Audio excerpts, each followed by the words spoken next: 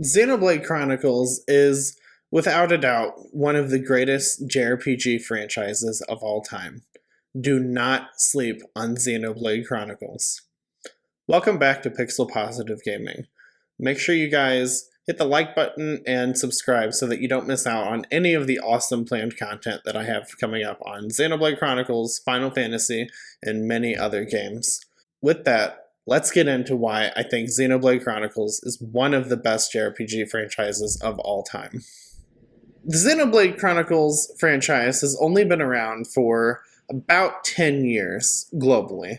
The original game came out in 2010 in Japan, but it wasn't until 2012 when we saw the game get released in other regions. So the franchise is not a very old franchise when you compare it to other juggernauts of the genre like Final Fantasy or Dragon Quest or Ys or anything like that. But Xenoblade Chronicles cannot be overlooked. Now, the franchise is very popular right now, I think, compared to when it first released, where we saw Xenoblade Chronicles 2 on the Switch, Xenoblade Chronicles Definitive Edition on the Switch as well, and then we are getting Xenoblade Chronicles 3 next month. So the franchise is definitely seeing something of a huge popularity surge, I think. Still, it's a daunting franchise. I can understand why someone who would maybe be hesitant to check out Xenoblade. If you don't like JRPGs, it is a much harder sell, I think. But if you do like JRPGs, if you haven't played Xenoblade Chronicles, you need to check it out. These games are absolutely fantastic. They are vast. The scale on these games is just insane. They're huge. Not just the world. The world is massive in each game, but the story, just everything about the story, the stakes in the story, everything is very big. It's worldwide. It's such an epic event in each game. These games are amazing games to play if you love a good JRPG story. I think in my personal opinion, the first game, the Definitive Edition, really is the best place to start.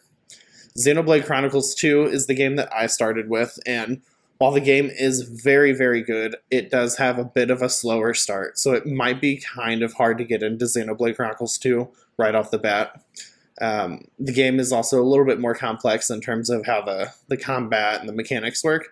Xenoblade Chronicles 1 is more straightforward in that regard. Xenoblade Chronicles 1 follows a character named Shulk, who you may recognize from Super Smash Bros.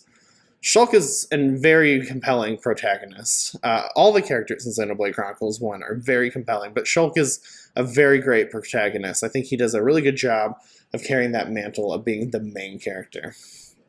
And Xenoblade Chronicles 1 is very unique in the sense that the world is, it's a fantasy world, but there's some technology and things. But the world takes place, it's not just a regular world. The world takes place on these two gigantic, world-sized titans. These are gigantic beings that, there's the Bionis and the Mechonis, and based on those names, you can probably infer what I'm about to say. But the Bionis is the home of all the organic life, the biological life, and then the Mechonis is all machines and machine-based people. So while it starts off pretty straightforward, you have these two gigantic titans that everyone lives on, with a lot of conflict between two sides. It seems very straightforward at first, but it quickly turns into something so incredible and so complex, but complex in a good way. The game is not overwhelmingly complex in terms of the story. It's very interesting. It's a very interesting quest that our heroes end up on. This is just one of those games where when you finish it, you really just kind of sit down and you just think about everything in your life and in our world. There have been a few JRPGs that have prompted that kind of thinking. I think Final Fantasy 7, Final Fantasy 9, Final Fantasy 10.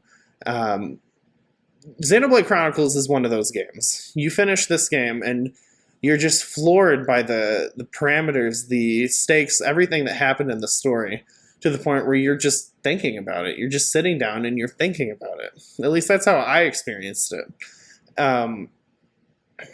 Mechanically, I mean, this is like it's an RPG. It's not turn-based. It's more akin to something like Final Fantasy XII, where it's a little bit faster than a turn-based, but it's not full-on action.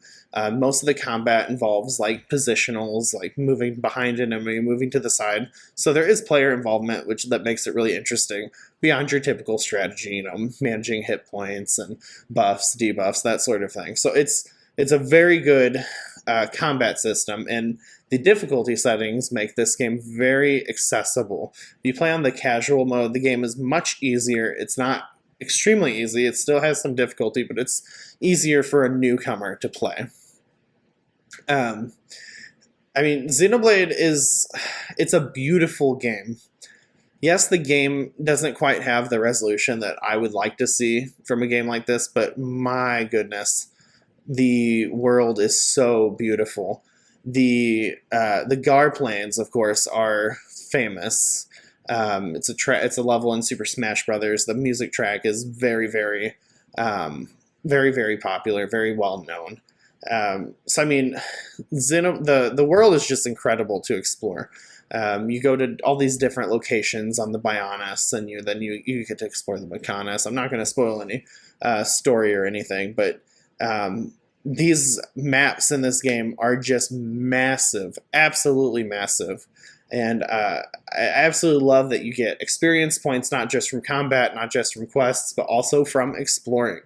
It makes the game feel very rewarding constantly, which I think is key to a good JRPG. You have to feel like what you're doing in the game is worth your time. And while Xenoblade is a very long game, it is worth your time to play. Now, that's Xenoblade 1, which I don't think it's necessarily the stronger entry.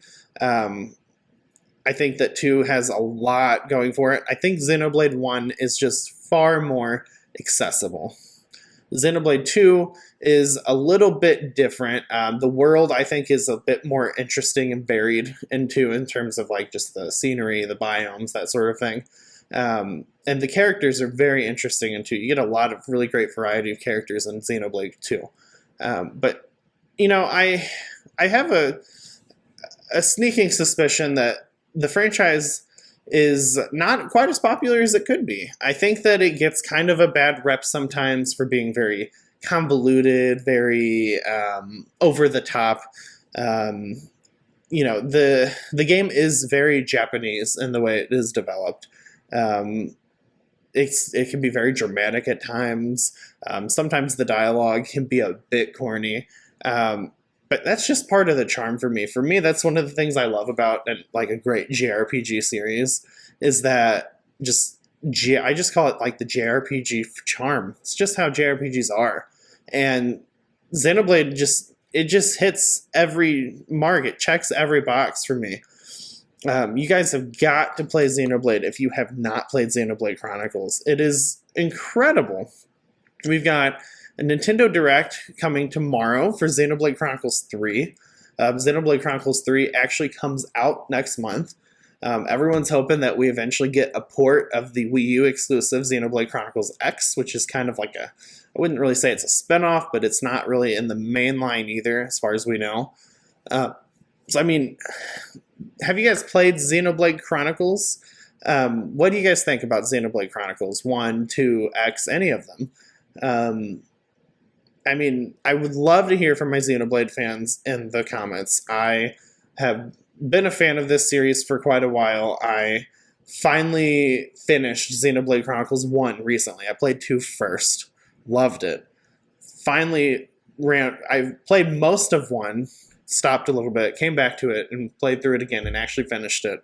I was just blown away to the point where I needed to make this video because I wanted to inform everyone, like, hey, I know this series is pretty high regarded. 1 got incredible reviews. 2 got pretty good reviews as well, but play Xenoblade Chronicles. If you're a JRPG fan, absolutely play Xenoblade Chronicles. Definitely at least play the first one. See if you like it. If you don't like JRPGs, I would still try Xenoblade Chronicles 1. It is so much fun to explore and experience the story of these characters. I think that it's accessible even for a non-JRPG fan. Um, 2 might be a little bit harder for a non-JRPG fan, but once you play 1, you're going to be so invested in this universe that you're going to want to play 2 just to see how it's connected, if how it's not connected, that sort of thing.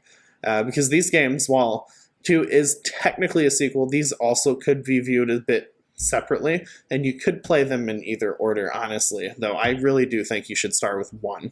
So, if you guys have played Xenoblade Chronicles, please let me know in the comments. I would love to talk about this series with you guys and what you guys think is going to be. What do you guys think 3 is going to be about? 3 looks to be very, very good. The graphics look beautiful. The gameplay looks very fun. And if you haven't played Xenoblade Chronicles, let me know if you guys are thinking about playing it. And then, as always, make sure you like the video. Please subscribe. Going to be doing a lot more JRPG content, working on a lot of Final Fantasy content, working on more Xenoblade content. So I would absolutely love it if you guys subscribe so that you can keep up with the videos. And so yeah, until next time, guys.